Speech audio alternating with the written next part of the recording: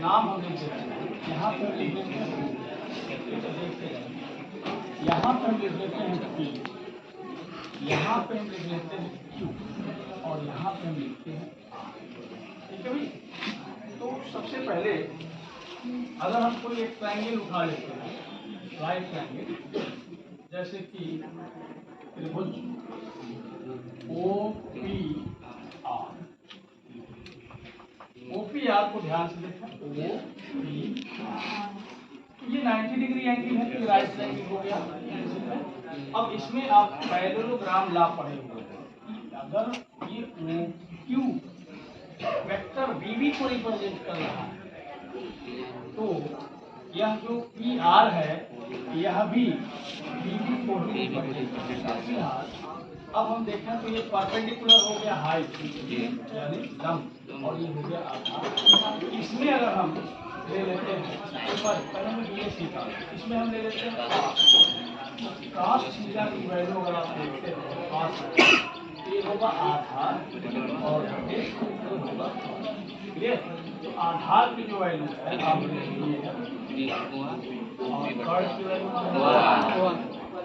और यहाँ हमें ये जानना है कि यह थोड़ा सा समझा। अगर वेक्टर फॉर्म में देखें तो जो AP है वह वेक्टर VS के द्वारा रिप्रेजेंट है, वो R जो है यह किसके द्वारा रिप्रेजेंट है, वेक्टर V के द्वारा रिप्रेजेंट है। पूरी बात समझ गए। और जब हम cos थीटा sin थीटा लेते हैं तो उसमें त्रिभुज की भुजाओं की लंबाइयाँ होती हैं, तो वेक्टर नहीं होता, यानी वेक्टर का मार्ग, और जैसे ही मार्ग लेंगे तो वेक्टर रोटेशन यहाँ से निकल जाएगा। अब हम यहाँ पे लिखेंगे cos theta equal to OP के जगह पर हम लिखेंगे का मार्ग, तो वेक्टर होगा नहीं, और अपान अब देखो D। तो इस तरह से हमारे पास एक फार्मूला निकल के आया,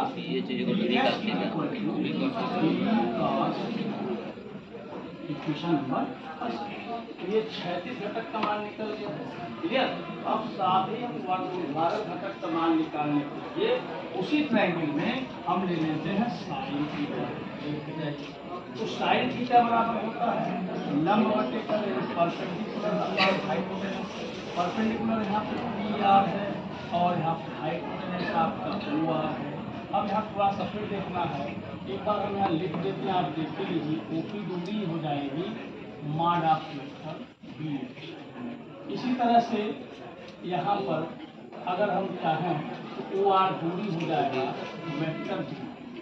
फिर यहाँ पर क्या है, OQ वेक्टर रिप्रेजेंट किया गया है सीधे सीधे वेक्टर BB से, और यही बराबर आपका पैरेललोग्राम ला के हिसाब से देखा जाए तो यही PR से भी इक्वल है। अब अगर हम PR का मान निकालना चाहें तो सीधे सीधे वेक्टर BB हो जाएगा, वेक्टर BB का मान हो जाएगा, रोटेशन हट जाएगा डायरेक्शन का। अब यहाँ क्या मिलने वाला है, अब इसको मुहा लेंगे। अब ये देखो साइन थीटा की जो वैल्यू है आप किससे बनाओ, PR के जगह पे आप क्या लिखेंगे BB, और OR के जगह पे आपको बता दूंगा क्या लिखेंगे यहाँ से vertical component VP sin theta बन गया। ठीक है भाई, समझ गए पूरी बात।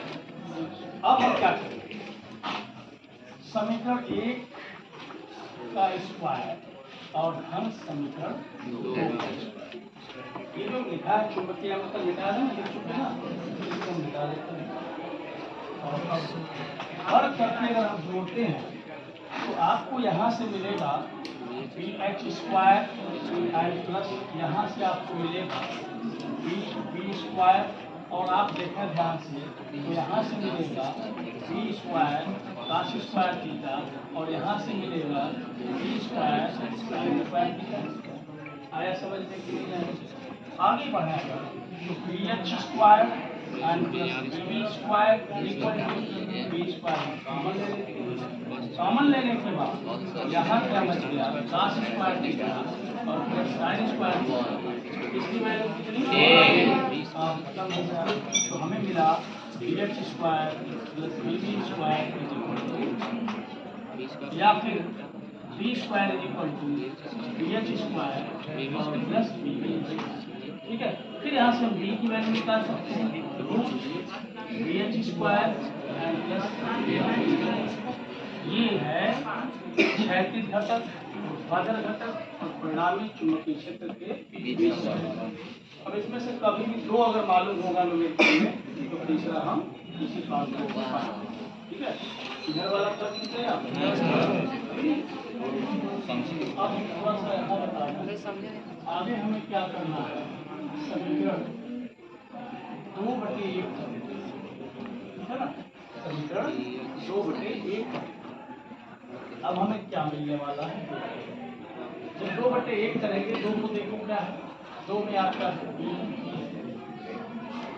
और इसमें क्या है बी एच, यहाँ क्या है बी साइन थीटा, यहाँ क्या है बी कॉस थीटा, फिर बी से बी क्या होगा।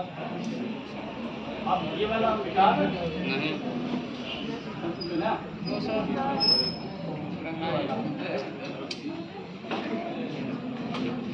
अब देखिए